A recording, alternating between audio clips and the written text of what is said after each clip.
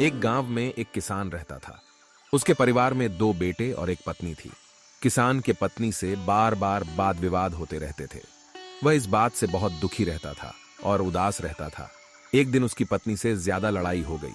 वह तंग आकर सोचा कि अब मुझे संन्यास ले लेना चाहिए और घर पर बिना किसी को कुछ बताए सब कुछ छोड़कर जंगल की ओर निकल गया। जंगल में कुछ दूर जाने के बाद उसे एक आश्रम दिखाई दिया। वह आश्रम में पहुंचा तो उसने देखा कि एक संत पेड़ के नीचे बैठकर ध्यान कर रहे थे। किसान बहुत दुखी था। वह सोचा कि संत के ध्यान खत्म होते तक यही बैठते हैं। वह संत के सामने बैठ गया और उनका ध्यान खत्म होने का इंतजार करने लगा। जब संत का ध्यान खत्म हुआ तो वह संत से कहने लगा, हे गुरुदेव, मुझे अपनी शरण में ले लीजिए। मैं आपका शिष्य बनना चाहता हूँ। मैं अपना बीवी बच्चे सब कुछ छोड़कर भगवान की भक्ति करने आया हूँ। मुझे अपनी शरण में ले लीजिए गुरुदेव। मैं आप ही के पास रहूंगा और भगवान की भक्ति में ध्यान लगाऊंगा। मैं तुम्हें शिष्य जरूर बना लूंगा, पर तुम मुझे बताओ, क्या तुम अपने घर में किसी से प्रेम करते हो? नहीं गुरुदेव, मैं घर में किसी से प्रेम नहीं करता। मेरी बीवी मुझसे झगड़ा करती रहती है।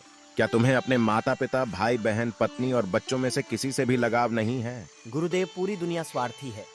मैं अपने घर परिवार में किसी से भी स्नेह प्यार नहीं रखता।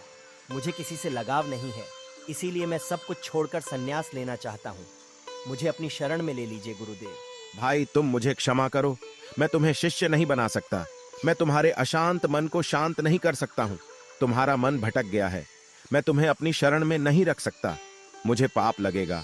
तुम यहाँ से चले जाओ। संत के बात सुनकर किसान हैरान रह गया और वह वहां से उठकर जाने लगा। जाते जाते गुरुदेव ने कहा, रुको भाई, जरा सुनो।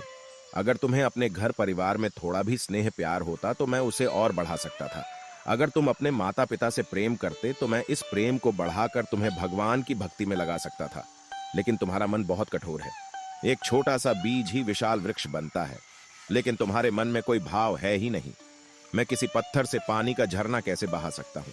जाओ, अपने घर में बीवी बच्चों से स्नेह प्यार रखो। तुम्हारी भगवान की भक्ति पूर्ण हो जाएगी। आयुष्मान भव। इतना सुनकर किसान के मन जागृत हुआ। उसे लगा कि मुझे ऐसा नहीं करना चाहिए और वह फिर घर वापस लौट गया और अपने बीवी बच्चों के साथ रहने लगा। इस कहानी से हमें यह सीख मिलता है कि लोग अपने परिवार से प्रेम करते हैं, माता पिता का सम्मान करते हैं। वे लोग ही भगवान की भक्ति पूरी एकाग्रता से कर पाते हैं।